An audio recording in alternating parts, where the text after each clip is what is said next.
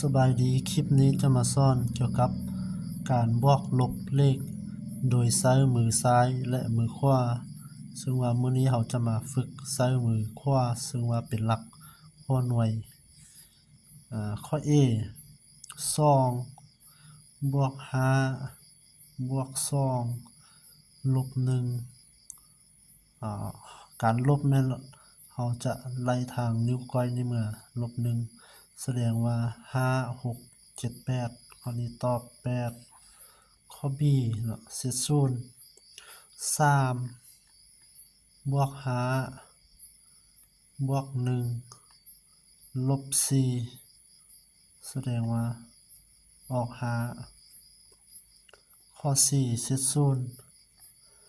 2บวก2บวก5นี่ขึ้นมาแล้วลบ2ลง2นิ้วตอบ7ข้อดีเศษ0 1บวก3บวก5ลบ3 5 6ข้อดีตอบ6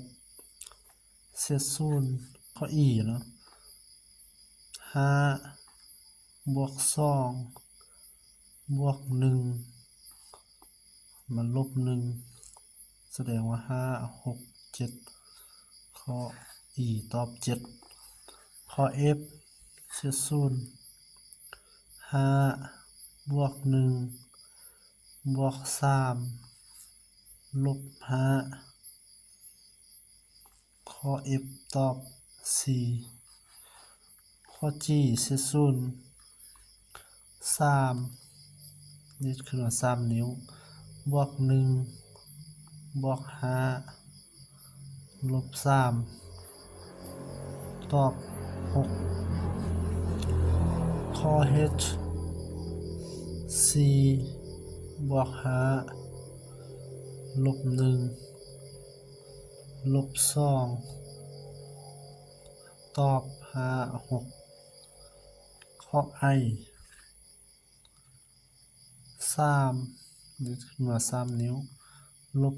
2เอาลงมาบวก5บวก1ตอบ7ข้อ J เศษ0 5บวก4ลบ2ลบ1แสดงว่าตอบ5 6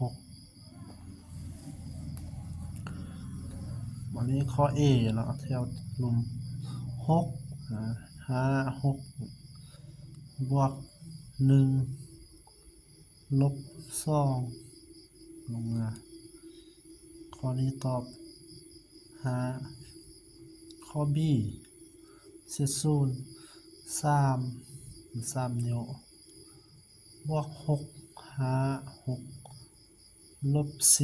4ลงมาข้อนี้ก็ตอบ5ข้อ C 5บวก3ลบ2ข้อนี้ตอบ6ข้อดีเศษ0 3ลบ2บวก5ข้อนี้ตอบ6สำหรับคลิปนี้จบส่ำนี้ก่อนถ้าว่าผู้ใดอยากได้ปื้มสามารถสั่งได้เนาะแบบฝึกหัดจิตคณิต